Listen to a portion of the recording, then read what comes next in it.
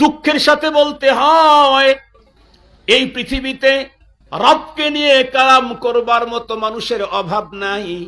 এমনকি আল্লাহ পাক রব্বুল আলামিন যেই দিন আমাদের কাছে পাঠিয়েছেন, যেই মহানবীকে দিয়ে, সেই নবীজি এবং দ্বীনের উপরে কালাম করবার মতো বন্ধুরা আমার মানুষের বর্তমান সময়ে অভাব নাই।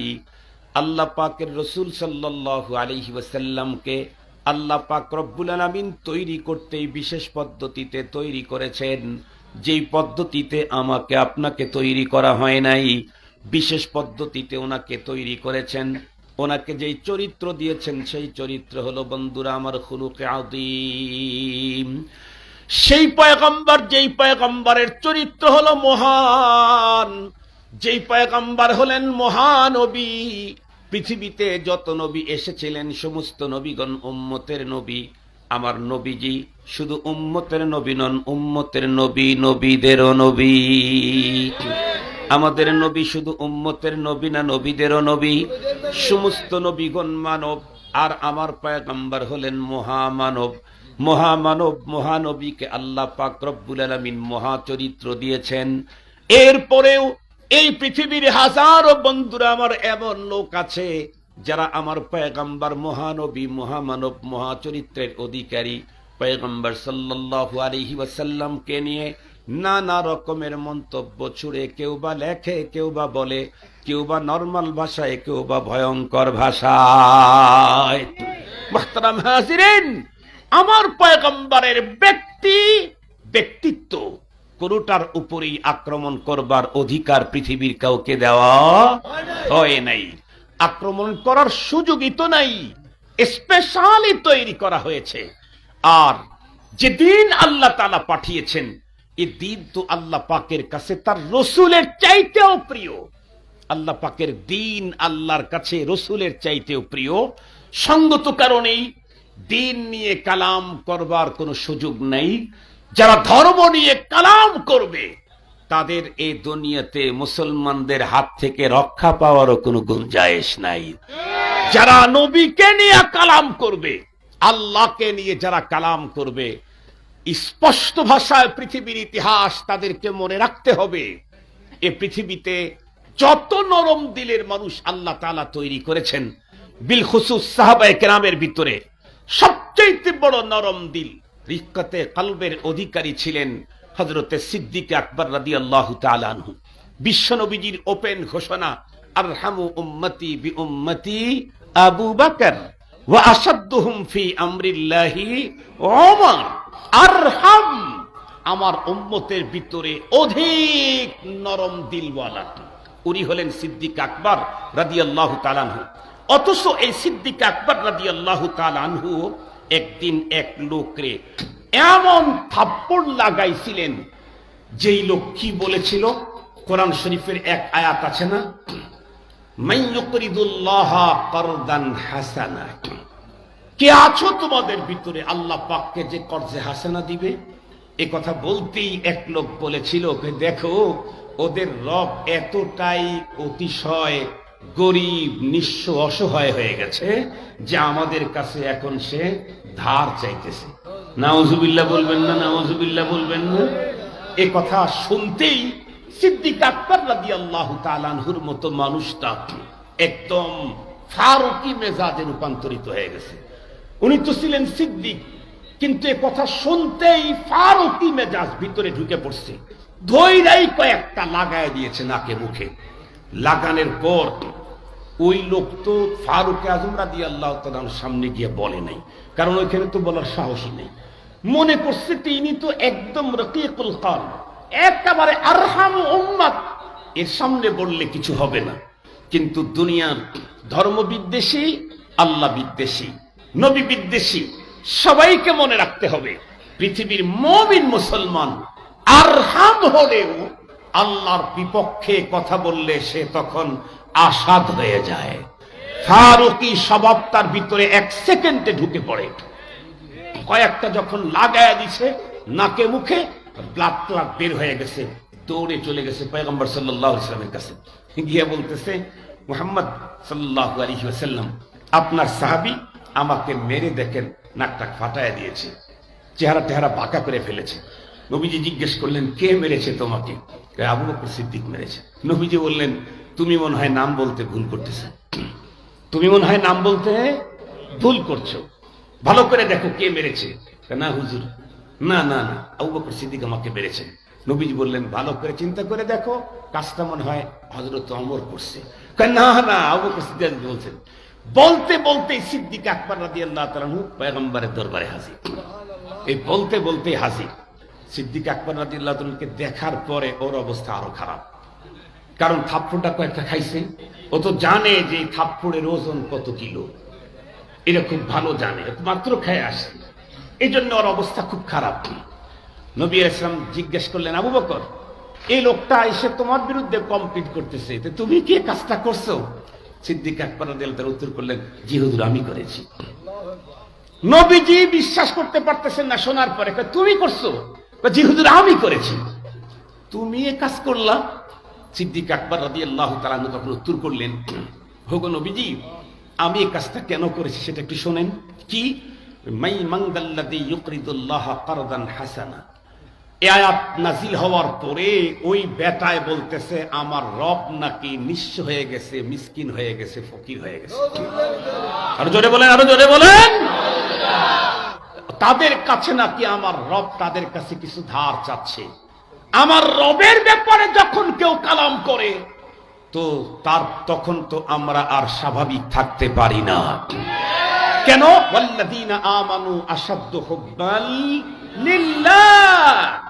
তোমার নেতার বিরুদ্ধে কথা বললে 30 বছর পর্যন্ত যেই খতিবের পিছনে নামাজ পড়লা তাকেই যদি অ্যারেস্ট করায় দিতে পারো, আমার রবের বিরুদ্ধে কথা বললে আমার আপন হলেও তাকে আমি বরদাস্ত করতে পারবো না। তোমার নেতার বিরুদ্ধে কথা বলেছে, 30 বছর হয় সেই খতিবের পিছনে তুমি নামাজ পড়ো, তোমার বাবার জানাজা করে কবরে নামাইলো যেই খতিব, সেই খতিবের বক্তব্য তোমার নেতার বিরুদ্ধে গেলে সেই খতিবকে অ্যারেস্ট করায় দাও, তার বাসায় আক্রমণ করো। এই যদি তোমার নেতার প্রতি তোমার প্রেম হয়, আমার রবের প্রতি আমার প্রেম আসাধ্য হুব্বান লিল্লাহ। এটা আমি বলি না, আমার রব বলেছেন।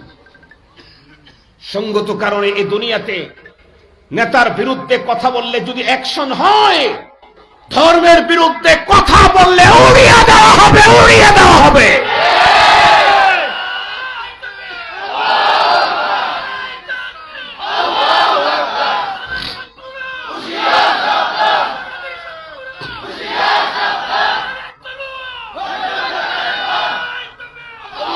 মুহতারাম হাজিরিন, স্পষ্ট বার্তা। এই পৃথিবীর মুমিন যারা, তারা আল্লাহকে সর্বাধিক মুহাব্বত করেন, অধিক মুহাব্বত করেন রাসূলকে। আর দিন, সে তো আমার জিগার, সে তো আমার কলিজা। আমি এই পৃথিবীতে দিনহীন থাকতে চাই না। এই পৃথিবীতে আমি দিনহীন থাকতে চাই, 1 সেকেন্ড থাকতে চাই না। এ কারণে ধর্মের বিরুদ্ধে যারা কথা বলো সাবধান, নবীর বিরুদ্ধে কালাম করবা সাবধান, আল্লাহর বিরুদ্ধে কথা বলবা হিজবুল্লাহ বসে থাকবে না। মুহতারাম হাজিরিন, দুঃখের সাথে বলতে হয়, যুগে যুগেই পয়গম্বরের উপরে আক্রমণ যারা করেছে, পয়গম্বরকে বকা দিয়েছে, তারা যুগে যুগে ভয়ঙ্কর শাস্তির মুখোমুখি হলেও আজও সেই গ্রুপটা থেমে নেই, আজও চলছে। রাসূল করিম সাল্লাল্লাহু আলাইহি ওয়াসাল্লাম সবচেয়ে বেশি আক্রমণ হয় পয়গম্বরের উপরে। কেন? পয়গম্বরের উপরে আক্রমণ করলেই এই এক আক্রমণ গিয়ে 2 জায়গায় লাগবে। একটা হলো আল্লাহর প্রতি, আর একটা আল্লাহর দ্বীনের প্রতি। কথা বলেন না কেন? আল্লাহ পাকের কাছ থেকে দ্বীন দুনিয়ার মানুষের কাছে এনে দিয়েছেন কে? নবীজি। নবীজি। কথা বলেন না কেন? কে দিয়েছেন? নবীজি। আল্লাহর কাছ থেকে যে দ্বীন আমরা পেয়েছি, এই দ্বীন কার মাধ্যমে পেয়েছি? নবীজির মাধ্যমে। সঙ্গত কারণে মাঝখানকার এই ওয়াসিতা, এই মিডিয়াকে আঘাত করতে পারলে 2 জায়গায় আঘাতপ্রাপ্ত হয়ে যাবে। এই জন্য নবীজির উপরে আক্রমণ দুনিয়াতে সব সময়ের জন্য বেশি। কত রঙের, কত ভাষায়, কত দিক থেকে আক্রমণ, অথচ ইসলামের শুরু থেকে এ পর্যন্ত নবী প্রেমিকগণ নবীর উপরে আক্রমণকারীদেরকে, ইসলামের উপরে আক্রমণকারীদেরকে নিজেদের জীবন দিয়ে কখনো কখনো তাদের জীবনকে ছিনিয়ে নিয়ে পৃথিবীতে নজির স্থাপন করেছেন। মুহতারাম হাজিরিন, হাদিসে পাকের মধ্যে স্পষ্ট এসেছে রাসূল করিম সাল্লাল্লাহু আলাইহি ওয়াসাল্লামের যুগে একজন মহিলা ইহুদি পয়গম্বরকে খুব বেশি গালমন্দ করত, খুব বেশি গালমন্দ করত। তার হাজবেন্ড বলতে সে যার কাছে দাসী, উম্মে ওয়ালাদ, ও হলো একজন দাসী, কিন্তু নবীজির ব্যাপারে খুব কালাম করত। যার কাছে যার উম্মে ওয়ালাদ, যার পুত্রের মা, এই ভদ্রলোকটা ছিল অন্ধ মানুষ। উনি বারবার বলতেন, এই নবীজির ব্যাপারে কোনো কালাম করতে পারবে না, থামে না, নিষেধ করে থামে না, ভদ্র ভাষায় বলে থামে না, আঘাত করে তাও থামে না। একটা দিন রাত্রের বেলায় সে এসে পয়গম্বরের বিরুদ্ধে বকাবকি শুরু করে দিয়েছে। যেইমাত্র বকাবকি শুরু করে দিয়েছে, অন্ধ মানুষ উনি পয়গম্বরের বিরুদ্ধের এই বকা সহ্য করতে পারে নাই। মুহূর্তের ভিতরে হাতের ভিতরে লোহার এক অস্ত্র নিয়ে আল্লাহর দুশমন শাতেম রাসূলের বুকের ভিতরে ঢুকিয়ে দিয়েছে। একটা পর্যায়ে শাতেম রাসূলকে জাহান্নামে পাঠিয়ে পয়গম্বরের কাছে গিয়ে উপস্থিত হয়ে গেছে। আল্লাহর পয়গম্বর জিজ্ঞাসা করলে উনি উত্তর করলেন, ওগো আল্লাহর হাবিব, বারবার বারবার আপনার ব্যাপারে তার মুখ থেকে অশালীন শব্দ আমি শুনতে পেয়েছি, বহুবার তাকে বাধা দিয়েছি, মানে না, অনেকবার তাকে শাসন করছি, তারপরেও থামে না। এমনটি করতে করতে গত রাত্রের ঘটনা, নবীজি আপনার ব্যাপারে সঙ্গীন সঙ্গীন ভয়ঙ্কর শব্দ ব্যবহার করতেছিল। আমি তাকে তখনও বারণ করার পরে যখন থামলো না, আমি আর নিজে সহ্য করতে পারলাম না। কেমনে সহ্য করব? কারণ আল্লাহ পাক রব্বুল আলামিন কোরআনে হাকিমের ভিতরে তো অপশন দিয়ে দিয়েছেন, কুল ইন কানা আবাউকুম ওয়া আবনাউকুম ওয়া ইখওয়ানুকুম ওয়া আজওয়াজুকুম ওয়া আশীরাতুকুম ওয়া আমওয়ালুন ইকতারাফতুমুহা ওয়া তিজারাতুন তাখশাউনা কাসাদাহা ওয়া মাসাকিনু তারদাউনাহা আহাব্বা ইলাইকুম মিনাল্লাহ আহাব্বা ইলাইকুম মিনাল্লাহি ওয়া রাসূলিহি ওয়া জিহাদিন ফি সাবিলিহি ফাতারাব্বাসু হাত্তা ইয়াতিয়াল্লাহু বিআমরিহি ওয়াল্লাহু লা ইয়াহদিল কওমাল ফাসিকিন। যদি হয় তোমাদের অন্তরের ভিতরে বাবা মা ছেলে সন্তান ভাই বেরাদার বন্ধু বান্ধব রিলেটিভ, তোমার সম্পদ, তোমার ব্যবসা, তোমার বসবাসের ঘর, এই জাতীয় জিনিসগুলির মায়া যদি তোমার অন্তরে বেশি হয় আল্লাহর চাইতে, রসুলের চাইতে, জিহাদ ফি সাবিলিল্লাহ তার মানে দ্বীনের চাইতে, তাহলে তোমরা অপেক্ষা করো আল্লাহ পাকের আযাবের। সঙ্গত কারণে প্রত্যেকটি মুমিনের অন্তরের ভিতরে পয়গম্বরের মুহাব্বত অনেক হতেই হবে, অধিক হয়েই থাকে। আমার পয়গম্বরের ব্যাপারে বারবার নিষেধ করার পরেও যখন থামে নাই, এ কারণে আমি তাকে হত্যা করে ফেলেছি। নবীজি বলে দিলেন, এই হত্যার কারণে তোমাকে কোনো হত্যা আর জীবন নতুন করে জীবন কিসাস আসবে না। এই হত্যা যেটা করেছো এর কারণে তোমার কোনো অপরাধ হয় নাই। স্পষ্ট ফতোয়া, ওলামা, ফুকাহা, তাম পৃথিবীর সমস্ত আইম্মা সকলের ইজতিমাই ফতোয়া হলো, মান সাব্বা নবিয়ান ফাকতুলু, যে রাসূলকে গালি দিবে তার শাস্তি হলো হত্যা। ও যদি পরবর্তীতে নিজের ভুল স্বীকার করে, সেই স্বীকারটাও গ্রহণ করার সুযোগ নাই। ও যদি ভুল স্বীকার করে, সেই স্বীকার গ্রহণ করার সুযোগ নাই। রাসূল করিম সাল্লাল্লাহু আলাইহি ওয়াসাল্লাম স্পষ্ট বলে দিয়েছেন, মান সাব্বা নবিয়ান কুতিলা ওয়া মান সাব্বা আসহাবাহু জুলিদা। যদি কোন নবীকে কেউ গালি দেয় তাহলে তাকে হত্যা করা হবে, আর রসুলের সাহাবীদেরকে যদি কেউ গালি দেয় তাহলে তাকে বেত্রাঘাত করা হবে। হযরতে আবু বকর সিদ্দিক রাদিয়াল্লাহু তাআলা আনহুর ফতোয়া, সারা জীবন তো অনেকের ফতোয়া শুনেছেন, সিদ্দিক আকবর রাদিয়াল্লাহু তাআলার ফতোয়া খুব কম শুনছেন, তাই না? আজকে একটা ফতোয়া শুনেন। হযরতে সিদ্দিক আকবর রাদিয়াল্লাহু তাআলা আনহু, ওনার কাছে বসা ছিলেন হযরতে আবু, সাহাবীর নামটা আমার মাথা থেকে মনে, আবু বারজাহ রাদিয়াল্লাহু তাআলা আনহু। সিদ্দিক আকবর রাদিয়াল্লাহু তাআলার কাছে বসা ছিলেন ওনার খেলাফতের সময়। ফারুক আজম সিদ্দিক আকবর রাদিয়াল্লাহু তাআলা একজনের শাসাশাসি করতেছিলেন, রাগারাগি করতেছিলেন। সিদ্দিক আকবর রাগ করছেন, তার মানে কিন্তু অবশ্যই ওই লোক নিঃসন্দেহে বড় ধরনের অপরাধী হবে, কারণ উনি আরহাম উম্মত, আরহাম উম্মত। উনি যদি রাগ করেন তাহলে নরমাল অপরাধী হওয়ার কথা না। কিন্তু সিদ্দিক আকবর যখন রাগ করছে, ওই লোক সিদ্দিক আকবরের বিরুদ্ধে শাসন শুরু করছে। এইটা দেখে হযরত আবু বারজা রাদিয়াল্লাহু তাআলা আনহুর মেজাজ গরম হয়ে গেছে। দেখে বললেন, ওগো আল্লাহর রাসূলের খলিফা, আপনি আমাকে অর্ডার দেন, আমি এই মুহূর্তে আর গর্দান আমি উড়িয়ে দেব। রাসূলুল্লাহর খলিফার সামনে দাঁড়িয়ে ও এত বড় আওয়াজ করে কথা বলে, এত বড় স্পর্ধা।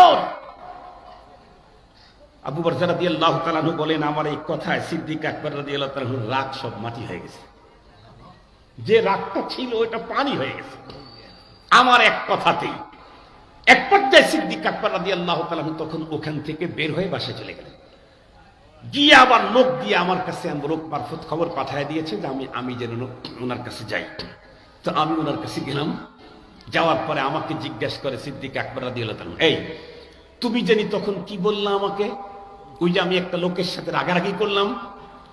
হযরত আবু বারজা রাদিয়াল্লাহু তাআলা উত্তর করলেন, ওগো আল্লাহ পাকের রাসূলের খলিফা, আমি বলতেছিলাম যে আপনি যদি অনুমতি দেন তাহলে এই লোকের গর্দান আমি উড়িয়ে দেই। সিদ্দিক আকবর রাদিয়াল্লাহু তাআলা জিজ্ঞাসা করেন, আমি যদি তোমাকে অনুমতি দিতাম তুমি তাইলে এই কাজটা করে ফেলতে? ফারুক আজম সিদ্দিক আকবর রাদিয়াল্লাহু তাআলা আনহুকে লক্ষ্য করে সাহাবী উত্তর করলেন, ওগো আল্লাহ পাকের রাসূলের খলিফা, আপনি অনুমতি দিতে দেরি, কাজ কমপ্লিট করতে কোনো দেরি হইতো না। কিন্তু সিদ্দিক আকবর রাদিয়াল্লাহু তাআলা কি বললেন? দেখো, এই পৃথিবীর শুধুমাত্র নবীকে গালি দিলে তার জন্য তার গর্দান উড়াইয়া দিতে পারবা, অন্য কাউকে বকা দিলে নয়, অন্য কাউকে বকা দিলে নয়।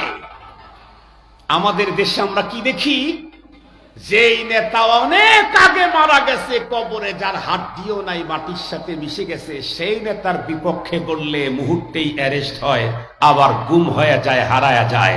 কিন্তু পয়গম্বরের বিরুদ্ধে যারা কথা বলে তাদের বিরুদ্ধে তৌহিদি জনতা অ্যাকশনে গেলে তাদের বিরুদ্ধে অ্যাকশন নেওয়া হয়। আর যাই হোক, এই লোকগুলাকে ইমানদার বলার কোনো সুযোগ নাই। আর যাই হোক, মন্ত্রী বলা যেতে পারে, মিনিস্টার বলা যেতে পারে, দলের নেতা বলা যেতে পারে, নবীজিকে গালি দিল, তুমি পারলা না, তাওহীদি জনতা তাকে ধরলো, আক্রমণ করলো, সেই অপরাধে তুমি তাদেরকে ধরে ফাঁসির মঞ্চে ঝুলাইতে চাও, তোমাকে তো মুনাফিক বলাও কঠিন, তোমাকে তো মুনাফিক বলাও কঠিন। মুসলমান ভাইরা রে আমার, লম্বা কথা বলতে চাই না। অতীতের ইতিহাস দেখতে পাবেন, আজ পর্যন্ত পৃথিবীতে আল্লাহ পাক রব্বুল আলামিন তার দ্বীন আর তার পয়গম্বরের জন্য হাজারো মানুষকে দুনিয়াতে আল্লাহ তাআলা রিজার্ভ করে তৈরি করেছেন, যাদের কাছে নিজের জীবনের চাইতে বন্ধুরা আমার আল্লাহর মায়া বেশি, নবীজির মায়া বেশি, আল্লাহর দ্বীনের প্রতি মায়া বেশি। এই জাতীয় মানুষগুলি আজীবন আল্লাহ তার দ্বীন এবং রাসূলুল্লাহর জন্য আজীবন বন্ধুরা আমার এমন পদক্ষেপ গ্রহণ করেই যাবে। মনে রাখতে হবে, পৃথিবীর আল্লাহর দুশমন, রাসূলের দুশমন, ধর্মের দুশমনদেরকে মনে রাখতে হবে, যতদিন পর্যন্ত দুনিয়া থাকবে ততদিন পর্যন্ত আল্লাহ প্রেমিক, রাসূল প্রেমিক, দ্বীন প্রেমিক মানুষগুলি থাকবে। সঙ্গত কারণে আল্লাহ, রাসূল আর তার দ্বীনকে নিয়ে কোন রকমের বাজে মন্তব্য করলে কোন যুগে কেউ রেহাই পায় নাই, এ যুগেও কেউ পাবে না, সেই যুগেই পায় নাই, এই যুগে কেমনে পাবে? এক মহিলার কথা বলে আমি আপনাদের কাছ থেকে বিদায় নিচ্ছি। এই মহিলাটার নামও আমি লিখে নিয়ে আসছি। মহিলাটার নাম আল্লাহ আল্লাহ হযরতে আব্দুল্লাহ ইবনে আব্বাস রাদিয়াল্লাহু তাআলা আনহু এই হাদিসটা বর্ণনা করেছেন। এই বর্ণনাটা ওনার বর্ণনা আসছে। মেয়েটার নাম ছিল হলো আসমা বিনতে মারওয়ান। এ ছিল হলো ইয়াজিদ ইবনে যায়েদ ইবনে হাসান আল খাতামির স্ত্রী। কিন্তু এই মহিলাটা এত বড় ভয়ঙ্কর, এই জাতীয় মহিলা এখনো বাংলাদেশে আছে। কথা বলেন না কেন? দেশে থাকতে পারে না, কাঁটাতারের ওই পারে থাকে, সেখান থেকেই রসুলকে আক্রমণ করে, সেখান থেকেই ইসলামকে আক্রমণ করে। চিনেন না কি জানি নাসরিন, কি জানি নাসরিন, তসলিমা নাসরিন। নাম অনেক সুন্দর, কিন্তু কাম ইবলিসকেও হার মানায়া দিয়েছে। নাম সুন্দর, কাম ইবলিসকেও হার মানায়া দিয়েছে। এপারে থাকার সুযোগ হয় নাই, ওই পারে থাকে, ওখান থেকে ইসলামের উপরে আক্রমণ করে। কিছুদিন আগে হেফাজতে ইসলামের সোহরাওয়ার্দী উদ্যানের সমাবেশে নারীদের বিশেষ বিশেষ কিছু ব্যাপার নিয়ে ওখানে ওলামায়ে কেরামের বক্তব্য হয়েছিল। সেই বক্তব্যকে সামনে নিয়ে তাসলিমার যে কি সিরিয়াল গাত্রদাহ শুরু হয়েছিল, দাহ, সে আর সইতেই পারতেছিল না। ওই পার থেকে তসলিমা কু বলে, এই পার থেকে তসলিমার খালাতো বোনেরা উ বলে।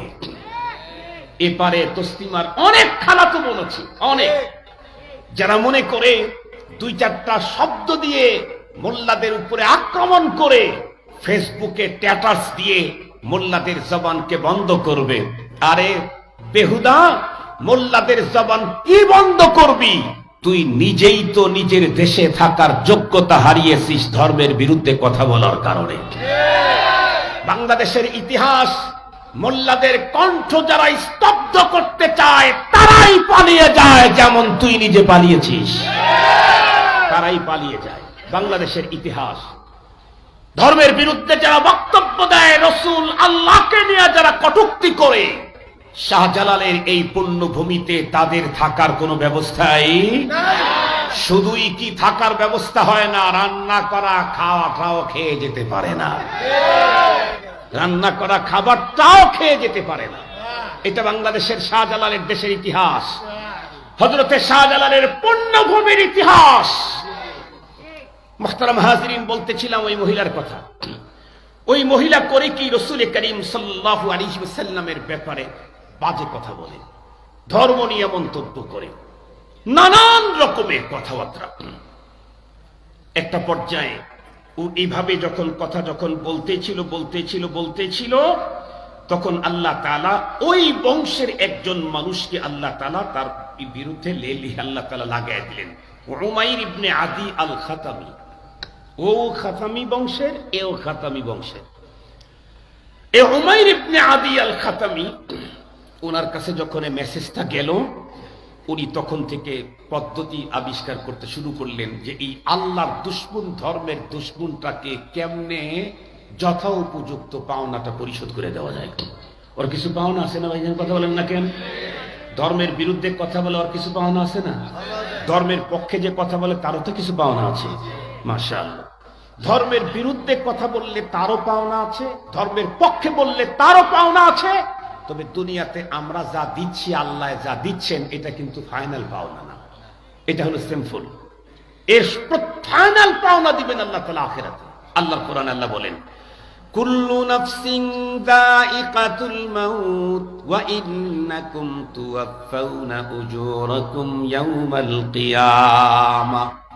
প্রতিটি প্রাণীকে মৃত্যুর স্বাদ গ্রহণ করতে হবে, আর তোমরা তোমাদের জীবনের প্রতিটি কর্মের ফাইনাল পাওনা, পুরাপুরি পাওনা পাবে হলো আখিরাতে।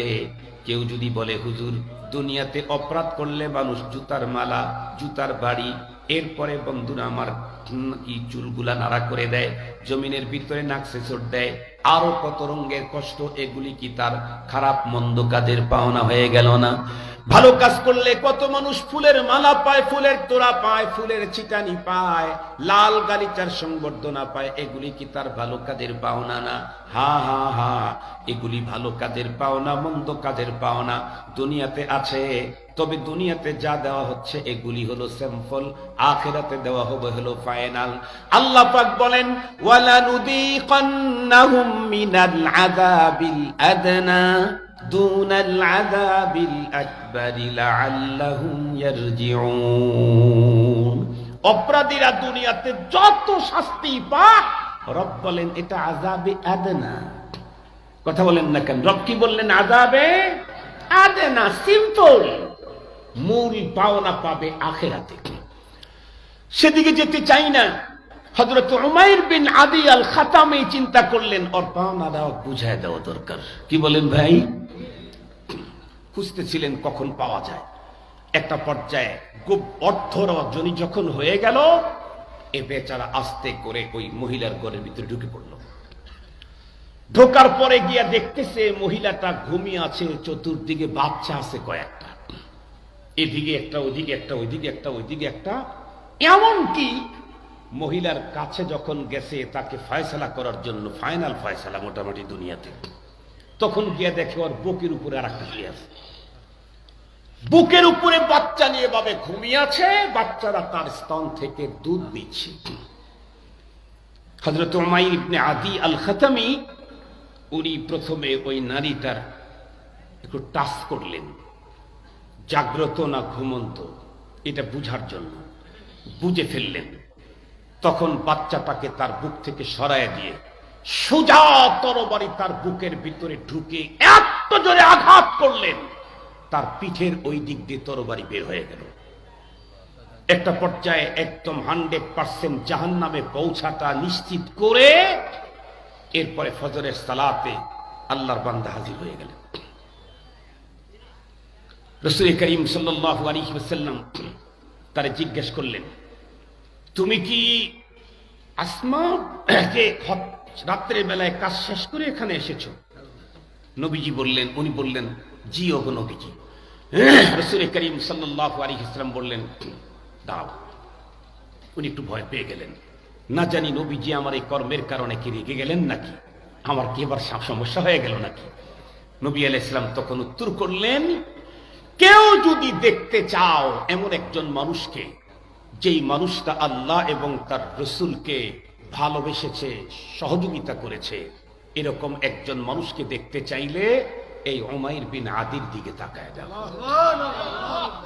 কারণ এমন একজন মহিলাকে সে খুন করেছে, যেই মহিলা আল্লাহ এবং তার রসুল কাউকেই ছাড়ে নাই। আল্লাহকেও ছাড়ে নাই, রসুলকেও যে ছাড়ে নাই। এই জাতীয় একজন ভয়ঙ্কর নারীকে জাহান্নামে পৌঁছিয়ে দিয়ে এসেছে আমাদের বলা ছাড়াই। সঙ্গত কারণে কেউ যদি এমন মানুষ দেখতে চাও তাহলে তার দিকে তাকাও। মুসলমান ভাইরানি আমার, সর্বশেষ কথা, আল্লাহ পাক রব্বুল আলামিন কোরআনে হাকিমের ভিতরে স্পষ্ট বলে দিয়েছেন, ইন্নাল্লাযীনা ইউযুনাল্লাহা ওয়া রাসূলাহু, নিঃসন্দেহে যেই সমস্ত মানুষগুলি আল্লাহ এবং তার রসুলকে কষ্ট দেয়, লানাহুমুল্লাহু ফিদ দুনিয়া ওয়াল আখিরা, আল্লাহ তাদেরকে দুনিয়া এবং আখিরাতে লানত করেন, ওয়া আ'আদ্দা লাহুম আযাবাম মুহিনা। আল্লাহ পাক বলেন তাদের জন্য লজ্জাস্কর, লজ্জাজনক শাস্তিকে রেডি করে রাখা হয়েছে। মুনাফিক যারা ছিল বন্ধুরা আমার, তাদের কন্ডিশন কি ছিল? ওরা এক জায়গায় ভিতরে যখন মুনাফিকেরা বসতো, মুসলমানদেরকে নিয়ে যেমন ঠাট্টা বিদ্রুপ করত, এমনটি ভাবে আল্লাহ আর রসুলকে পর্যন্ত মুনাফিকের দল ছাড়তো না। আল্লাহকে নিয়ে, রসুলকে নিয়েও বন্ধুরা আমার তারা ঠাট্টা বিদ্রুপ করতে থাকতো। তাদের ব্যাপারটা আল্লাহ তাআলা পৃথিবীর মানুষকে আমাদেরকে জানিয়ে দিয়েছেন। আল্লাহ তাআলা বলেন, ওয়ালা ইন সাআলতাহুম লা ইয়াকুলুন্না ইন্নামা কুন্না নাখুযু ওয়া নালআব কুল আবিল্লাহি ওয়া আয়াতিহি ওয়া রাসূলিহি কুনতুম তাস্তাহজিউন। যে আয়াতে কারিমা এখানে উল্লেখ করা হয়েছে, এই আয়াতে কারিমার তরজমাটা আমি আপনাদের খেদমতে বলি, শেষ করছি। আল্লাহ তাআলা বলেন লা ইন সাআলতাহুম, আপনি যদি ওদেরকে জিজ্ঞেস করেন, তার মানে কমপ্লিট মুনাফিক করা। কথা বলেন না কেন ভাই? কমপ্লিট মুনাফিক। এই জাতীয় লোক আমাদের দেশে মুনাফিকের সংখ্যা আগের তুলনায় কমছে না বাড়ছে? আরে জোরে বলেন। কারণ ওই যুগে তো মুনাফিকেরা 24 ঘন্টায় আতঙ্কে থাকতো। কিসের আতঙ্ক? না জানি কখন আবার আমাদের সব গোপন তথ্য ফাঁস করে দেয় আল্লাহ কোরআনের আয়াত নাজিল করে। এই আতঙ্ক ওই যুগের মুনাফিকদের ছিল, এই যুগের মুনাফিকদের এই আতঙ্ক আর একটু জোরে বলেন না কেন ভাই? নাই। ওরা 24 ঘন্টায় আতঙ্কে থাকতো, না জানি কখন নাকি আমাদের নামে আলাদা সূরা একটা নাজিল হয়ে যায়। এই আতঙ্ক ওদের ভিতরে সিরিয়াসলি ছিল। এই যুগের মুনাফিকদের আপাতত এই দিক থেকে খানিকটা শান্তি পাইছে না, যে আমাদের ব্যাপারে নতুন কোন আয়াত নাজিল করে আমাদেরকে ফাঁস করার কোনো সুযোগ নাই। তো সেই যুগের মুনাফিকদের কথা বলতেছি। আল্লাহ পাক বলেন লা ইন সাআলতাহুম, আপনি যদি ওদেরকে জিজ্ঞেস করেন, এই অমুক জায়গায় এই কথা বলছো আল্লাহকে নিয়ে, রসুলকে নিয়ে, দ্বীনকে নিয়ে, ওই জায়গার ভিতরে কথা বলছো, আমার কাছে খবর আসছে। তোরা তখন বলবে ইন্নামা কুন্না নাখুযু ওয়া নালআব, হুজুর আসলে আমরা দিল থেকে বলি নাই। কি বলবে? আসলে আমরা দিল থেকে কথাগুলি বলি নাই হুজুর, কথার কথা একটু হাস রহস্যের জন্য বলতেছিলাম, কথার কথা হাস রহস্যের জন্য বলতেছিলাম। এ কথা আপনার কাছে বলবে ওই মুনাফিকের, টাটকা মুনাফিকগুলি। আল্লাহ তাআলা বললেন আপনি বলেন, কুল আবিল্লাহ ওয়া আয়াতিহি ওয়া রাসূলিহি তাস্তাহজিউন কুনতুম তাস্তাহজিউন। ঠাট্টা করার, উপহাস করার, হাসিরস করার আর কোনো পাত্র পাইলা না, জিনিস পাইলা না। আল্লাহকে নিয়ে, আল্লাহর আয়াতকে নিয়ে, তার রাসূলকে নিয়ে তোমরা ঠাট্টা আর মজাকের পাত্র বানাইলা। মুহতারাম হাজিরিন, কিয়ামত পর্যন্ত যতই বলুক আমি মসজিদ করি, মাদ্রাসা করি, যতই বলুক আমি অমুক জায়গার জায়গা দিয়েছি, এটা করি ওটা করি, যতই বলুক আমার বাপ দাদা অমুক দেশ থেকে এসেছে, যতই বলুক তাহাজ্জুদ পরে আমি লম্বা কোরআন শরীফ তেলাওয়াত করি, তারপরে কাজে বের হই, যতই বলুক যে মাগরিবের পর থেকে এশা পর্যন্ত আমি জিকির আজকার করি, কিন্তু ধর্মকে নিয়ে, দ্বীনকে নিয়ে, আল্লাহকে নিয়ে, রসুলকে নিয়ে, ইসলামী আইনকে নিয়ে কেউ যদি কোন রকমের বিদ্রুপ করে, তাহলে মনে করতে হবে টাটকা মুনাফিক। কি করতে হবে? কথা বলেন। টাটকা মুনাফিক। তুমি হাসি রস করার আর জায়গা পাও না, বস্তু পাও না। কুল আবিল্লাহি ওয়া আয়াতিহি ওয়া রাসূলিহি কুনতুম তাস্তাহজিউন। ঠাট্টা বিদ্রুপ করার, হাসি রস করার আর কোনো জিনিস তুমি পাইলা না। মুহতারাম হাজিরিন, আল্লাহ তাআলা আমাদের প্রত্যেককে মুনাফিকদের থেকে নিজেদের ঈমান, আকীদা, জীবন, জান, মাল, ইজ্জত